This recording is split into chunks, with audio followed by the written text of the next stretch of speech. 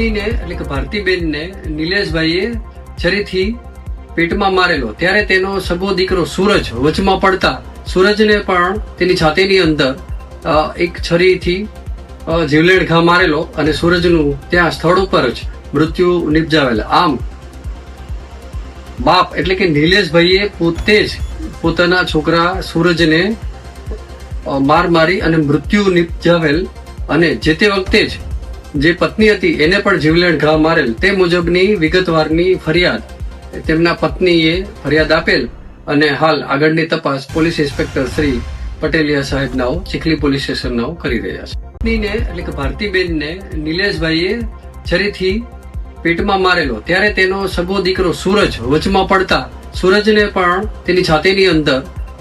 એક છરીથી જીવલેણ ઘા મારેલો અને સૂરજનું ત્યાં સ્થળ ઉપર જ મૃત્યુ નિપજાવેલ. આમ